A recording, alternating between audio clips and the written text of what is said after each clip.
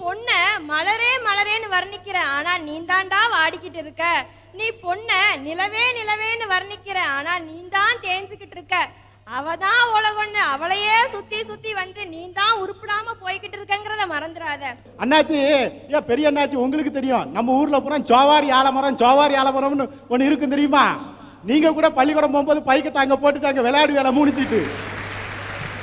நான் விளையாடும் போது நீங்க தானே கூட வந்த ஆளு. ஆமா, அதானே சொல்லுத. நம்ம பயிலப்புறம் என்ன செய்வானு தெரியுமா? நேரா பள்ளிக்கூடம் போறோம்ட்டு பைக்கெட்டை தூக்கிட்டு போய் அந்த ஆலமரத்தில் போட்டுருவானுவா. அந்த ஆலமரத்தில் போட்டுட்டு மூணிச்சீட்டு விளையாடுறது, கிள்ளி விளையாடுறது, கோழிக்காய் விளையாடுறது, குச்சிக்கம்பு விளையாடுறது, புரளி பேசுறது, இந்த மாதிரியே பேசிட்டு இருப்பான். அண்ணாச்சி 3 பயலுவா 4 பயலோ ஒன்று சேர்ந்த இனத்தை பேசுவானுவா. சினிமாவை பத்தி பேசுவான். வேற இனத்தை பேசுவானுவா. தெரியலையா? கிரிக்கெட்டை பத்தி பேசுவானுவா. அதையும் விட்டு போனா இனத்தை பத்தி பேசுவானுவா. புதுசா வந்திருக்கிற டீச்சரை பத்தி பேசுவானுவா. நிலைமை அப்படித்தான் நடக்கு. ரொம்ப வில்லங்கமாவில போகுது. நான் பேசிருக்கோம்ல நீங்க. ஆமா, சின்ன வயசுல நான் பேசிருக்கோம்ல, அதனால தானே விளங்காம.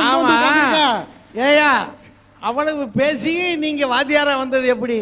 அப்படி பேசுனவன் தானே வாத்தியாரா வந்திருக்கா நாட்டுல. நம்ம பேருக்கு சமூக அக்கறை ரொம்ப அதிகம்.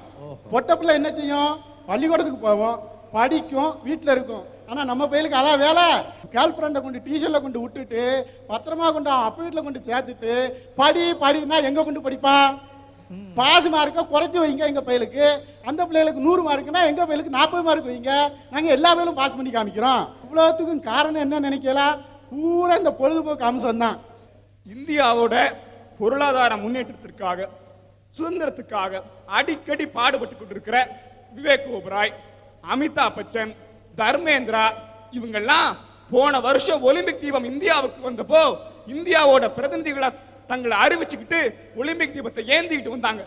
மாணவர்களே, மக்களே, இந்தியாவில் தடகள பிரிவை உலக அளவுக்கு உயர்த்திய தங்கமங்கை பிடி உஷாவுக்கு அந்த நிகழ்ச்சிக்கான அழைப்புதல் கூட அனுப்பப்படவில்லை. இன்னைக்கு இந்த கடந்த 3 ஆண்டுகள்ல மட்டும் 20 கோடி குழந்தைகள் கருவுலையே கலைக்கப்பட்டிருக்கிறாங்க. கருவுலையே கலைக்கப்பட்டு பிறக்கிறதே சாதனையா போன இந்த இந்தியாவில் பிறந்தவங்க சாதனை படைக்கிறதுல என்னையா தப்பு இருக்கு? அருமையா. கிரிக்கெட் ஒன் டே மேட்ச்ல மகேந்திர சிங் தோனி ஒரு நாளைக்கு 106 ரன் அடிச்ச உடனே அடுத்த நாள் ஜார்க்கண்ட் மாநிலத்தில் அவருக்கு டிஜிபி பதவிக்கு இணையான ஒரு பதவி கொடுத்திருக்காங்க. தமிழகத்திலிருந்து ஒரு தடகள வீராங்கனை பிரியா அப்படிங்கிறவங்க தேசிய அளவிலையும் உலக அளவிலையும் 50க்கும் மேற்பட்ட தங்க பதக்கங்களை வாங்கியும் MBA படிச்சும் BSNL அலுவலகத்தில் பியூன் வேலை பார்த்துக்கிட்டு இருக்காங்க. இதை யாராவது எடுத்து கேள்வி கேட்டோமா? அவங்க சொல்றாங்க, இந்த சமுதாயத்தில் அடக்கி வைக்கப்பட்டிருக்கிற இந்த பெண்கள் தங்களுக்கு இருக்கிற ஒரே வழி தாங்கள் படிச்சு நாங்களும் இந்த சமுதாயத்தில் இருக்கோம். கல்யாண மாலைன்னு ஒரு சன் டிவில நம்ம நிகழ்ச்சி வருது, நானும் பார்க்கிறேன். அதுல வர்ற எல்லா மாப்பிள்ளைங்களும் சொல்லி வச்ச மாதிரி ஒரே கேள்வியை கேட்கிறாங்க, எங்களுக்கு வரப்போகிற மனைவிகள் படிச்சிருக்கணும். எதிர்பார்க்கிறீங்கல்ல. அன்னைக்கு மாணவிகள் அடக்கி வைக்கப்பட்டிருந்தாங்க, இன்னைக்கு கொஞ்சம் வெளியில வந்துட்டாங்க. ஒரு பிரிவினர் மெத்தனம் அப்படின்னு ரொம்ப அழுத்தம் திருத்தமா பேசியிருக்கிறாங்க. காரணம் வகுப்புக்கு ஒழுங்கா வர்றதில்லை, அப்புறம் வாத்தியார்களை மதிக்கிறதில்லை, பொய் சொல்றா, வந்தாலும் பொய் சொல்றா அப்படின்னு. தமிழ்நாட்டிலிருந்து ஆயிரக்கணக்கான இளைஞர்கள் கப்பல்களில் ஏறி விமானத்தில் பறந்து அமெரிக்க மண்ணிலே போய் இன்றைக்கு ஆண்டு கொண்டிருக்கிறார்களே, அவர்களெல்லாம் பொய் சொன்னவர்கள் என்று அர்த்தமா? ஆண்களையும் நிறைய பேர் சாதித்திருக்கிறார்கள். வகுப்புக்கு வர்றதில்லை, பொய் சொல்றாங்க, ஆசிரியரை மதிக்கலை அப்படின்னு சொல்ற காரணங்கள் இருக்கு பாருங்க.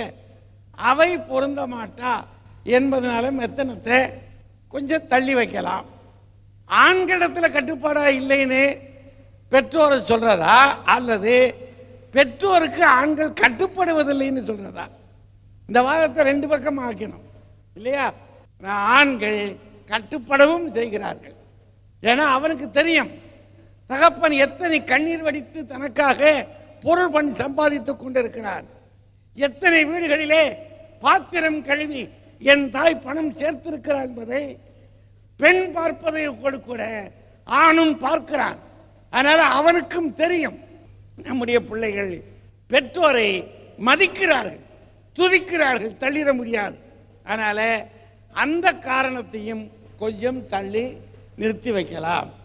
அப்புறம் கேளிக்கை காட்சிகள் பெருகி போயிருச்சு அப்படின்னு சொல்றாங்க. ஒருவேளை அது கொஞ்சம் கூடுதல் காரணம் தான். ஆனா அதுக்காக டிவியே பார்க்க கூடாதுன்னு சொல்லலாமா? நம்ம கண்ணை இருட்டாக்கிக்கிடலாமா? முடியாது. கணினி அறிவு இல்லை அப்படின்னா எதிர்கால பயணம் இல்லை. ப்ரௌசிங் சென்டருக்கு போய் தான் ஆகணும். போன பையன் எதை ஓப்பன் பண்றான்றதான் பிரச்சனை இல்லைங்களா? அதை ஓப்பன் பண்ணக்கூடாதுன்னு சொல்ல முடியாது, ஓப்பன் பண்ணணும். நல்லது எது கெட்டது எது என்று தெரிந்து கொள்ளணும். செல்போன் கண்டிப்பாக கைவசம் இருந்ததாக, அது எவ்வளவு பெரிய வசதியான சாதனம் என்று அதை தவறாக பயன்படுத்துகிறார்கள் அப்படின்னு சொல்றீங்க இல்லையா? இருக்கு. காதலனோட காதலி பேசியிருப்பான், அது இருக்கலாம். ஆனா எல்லாருமே தவறாக அதை பயன்படுத்துகிறார்கள் என்று சொல்ல முடியாது. எங்கோ சில திருடர்கள் இருக்கத்தான் இருப்பான். அவனை நம்ம மாற்ற முடியாது. செல்போனை பயன்படுத்தினதுனால அவன் மதிப்பெண் குறைஞ்சு போச்சு அதுவும் சொல்ல முடியாது.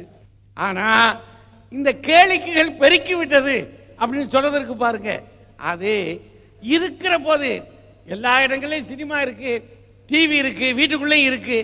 இதையும் மீறி நம்ம பிள்ளைகள் தேர்வுக்கு நிறைய ஆண்டாண்டு தோறும் அதிகமான பேர் போறாங்க, நிறைய மதிப்பெண் எடுக்கிறான். முன்னே எடுத்த மதிப்பெண்களை விட 90க்கு மேலாக ஆண்கள் மதிப்பெண் எடுக்கிறாங்க. அந்த 90க்கு மேலாக மதிப்பெண் எடுக்கிற போது பெண்கள் 98, 99 அப்படி போறாங்க. அதுலதான் இப்ப நம்ம பார்க்கிறோம். இத்தனை வெள்ளங்கள் இருக்கிற பொழுதும் அவர்கள் ஆண்களும் சரி பெண்களும் சரி முண்டி அடிக்கிறார்கள். முண்டி எடுப்பதிலே சில நேரங்களில் இப்போது பெண்கள் முந்துகிறார்கள் என்ற இடத்தை தான் நம்ம எடுத்து வைத்துக் கொண்டு பேசுறோம். ஆண்களுக்கும் அந்த நினைப்பு இருக்கு. நீங்க பத்திரிகை நீங்க படிச்சு பாருங்க, எத்தனை பிள்ளைகள் செங்கல் சுமந்து கொண்டு படித்துக் கொண்டிருக்கிறார்கள் எங்களுடைய இளம் பிள்ளைகள். எத்தனை பிள்ளைகள் காப்பி கடையிலே போய் காப்பி ஆற்றிக் கொண்டு படித்துக் கொண்டிருக்கிறார்கள், முதல் மதிப்பெண் எடுக்கிறார்கள். ஆண்களும் சாதிக்கிறார்கள். காரணம், அவர்களுக்கு வீட்டில் இருக்கின்ற நெருக்கடி, வறுமை. அந்த வறுமையை பார்த்த பிற்பாடு இல்லை நான் எழுந்தாக வேண்டும், கல்வியில் முன்னேறியாக வேண்டும் என்று சொல்லி ஆண்கள் எழுச்சியோடு கூட சாதிக்கிற சாதனையை பார்க்க முடிகிறது. ஆனால் அவர்களை விட பெண்கள் எழுந்து நிற்பதற்கான காரணங்கள் அதிகமாக இருக்கின்றன. ஒரு சாதனை சாதித்து விட வேண்டும் என்று நினைக்கிற நினைப்பு மிக அதிகமாக அவர்களுக்கு இருக்கிறது. என்ன காரணம்? நெடுங்காலமாக அவர்களை நாம அடிமைப்படுத்தி விட்டோம். அந்த அடிமையிலிருந்து விடுதலை பெற்றாக வேண்டும் என்ற நினைப்பு அவர்களுடைய அடிமனத்திற்குள்ளே இருக்கிறது. பாரதி சொன்னான், ஆண்களும் பெண்களும் மொத்தமாக வெள்ளையர்களிடம் அடிமைப்பட்டு கிடக்கிறார்கள்.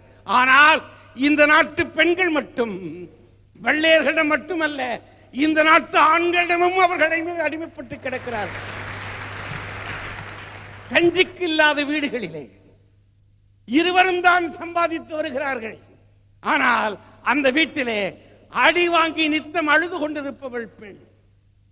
கணவன் அவள் கொண்டு வருகிற சம்பளத்தையும் பறித்துக் கொண்டு அவளை அடிப்பதும் உதைப்பதும் தான் ஆண் என்ற மேலாதிக்கத்திலே அவளை அடிமைப்படுத்துகிற காட்சியை பார்த்து கொண்டிருக்கிற பெண் குழந்தைகள் தன் தாய்ப்படுகிற சுகரை சுழலிலே தான் சிக்கிவிடக் கூடாது, நிச்சயமாக எழுந்து விட வேண்டும்.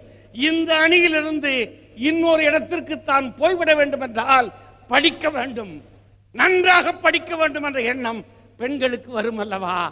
மிடில் கிளாஸ் பெண்கள் 1000 பேசிய பிறகும் அவர்களுக்குள்ள இன்னொரு அடிமைத்தனம் இருக்கிறது. நிறைய படித்திருக்கிறார்கள் சரி, ஆனால் இந்த மத்தியதர வர்க்கத்து பெண்கள் படித்து முடித்த பிற்பாடு எவரையாவது ஒருவனை மணக்க வேண்டும் என்று சொன்னால் கப்பம் கட்ட வேண்டிய ஒரு கட்டாயத்திற்கு அவர்கள் வந்திருக்கிறார்கள். அப்படியானால் கப்பம் கட்டுகிற அந்த இடத்தில் இருந்து கொண்டு தான் பணம் சேர்க்க வேண்டும், படிக்க வேண்டும், நிறைய படித்தால்தான் ஆணுக்கு மேலே தான் முன்னே நிற்கலாம் என்ற எண்ணத்தில் அவர்கள் வந்து விட்டார்கள். முதல் போடுகிற பெரிய இடத்துல பெண்களும் இன்றைக்கு மிக பெரிதாக முன்னே வந்து நிற்கிறார்கள் என்று சொன்னால் ஒரு போட்டி உலகம். இந்த யுகத்தில் பெண்கள் நன்றாக புரிந்து கொண்டிருக்கிறார்கள். அதனால்தான் எப்படியாவது ஒரு சாதனை சாதித்தாக வேண்டும், நாம் விழுந்து விடக்கூடாது, முன்னே நிற்க வேண்டும் என்று சொன்னால் நமக்கு இப்பொழுது மூலதனம் இது, கல்விதான் மூலதனம் என்பதை பெண்கள் தெரிந்து கொண்ட பிற்பாடு முன்னே நிற்கிறார்கள். எந்த அரங்குகளிலும் மேலே வந்து நின்று முதலிடம் பெறுவதற்கு முயற்சி செய்கிறார்கள். மெத்தனம் என்று என் ஆண் பிள்ளைகளை நான் தள்ளிவிட மாட்டேன். அவர்கள் பிள்ளைகளுக்கு பெற்றோருக்கு கட்டுப்படவில்லை என்றும் நான் தள்ளிவிட மாட்டேன். அவர்கள் சாதனை புரிய பிறந்தவர்கள் சாதித்துக் கொண்டுதான் இருக்கிறார்கள்.